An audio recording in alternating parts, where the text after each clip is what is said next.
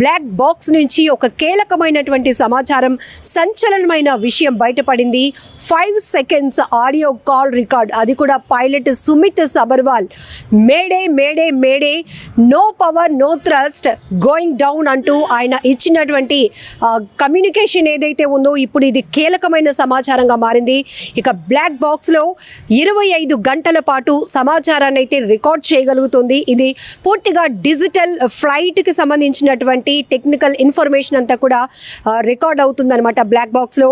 అయితే ఈ బ్లాక్ బాక్స్లో ఏముంది, ఎలాంటి ఇన్ఫర్మేషన్ బయటకు రాబోతోంది, దాన్ని ఆధారంగా చేసుకొని ఈ విమాన ప్రమాదానికి కారణాలు ఏంటో తెలుసుకునేందుకు ఇప్పటికే దర్యాప్తు కొనసాగింది. ఈ నేపథ్యంలోనే ఢిల్లీలో ఉన్నటువంటి బ్లాక్ బాక్స్ ల్యాబ్కి కూడా తరలించడం జరిగింది. అయితే 5 సెకండ్స్ ఆడియో కాల్ అనేది ఇప్పుడు బయటపడింది. అది కూడా రన్వే నుంచి ఫ్లైట్ మూవ్ అయినటువంటి సందర్భంలో 30 సెకండ్స్లోనే ప్రమాదం భారీ ఎత్తున జరిగింది. ఇక ఫ్లైట్ లిఫ్ట్ అప్ అవ్వటం లేదు, ఇక్కడ పవర్ కట్ అయిపోయింది, ఎమర్జెన్సీలో ఉన్న మా చేతుల్లో ఏమీ లేదు కాపాడండి అంటూ లాస్ట్ కాల్గా పైలట్ సుమిత్ సబర్వాల్ ఏటీసీకి ఎయిర్ ట్రాఫిక్ కంట్రోల్కి అయితే కనుక ఒక కమ్యూనికేషన్ ఇచ్చారు. ఆ తర్వాత పూర్తిగా నో పవర్ అనే దాంట్లోనే మనం చాలా వెతుక్కోవచ్చు ఇన్ఫర్మేషన్.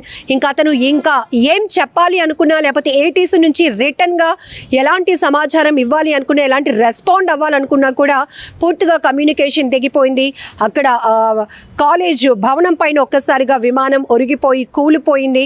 అంతే, ఆ బ్లాస్ట్లో 274 మంది వరకు ఇప్పటి వరకు మృతి చెందినటువంటి మృతుల సంఖ్య భారీ విషాదకరమైనటువంటి ఘటనగా విమాన ప్రమాదం నిలిచిందని చెప్పొచ్చు. అయితే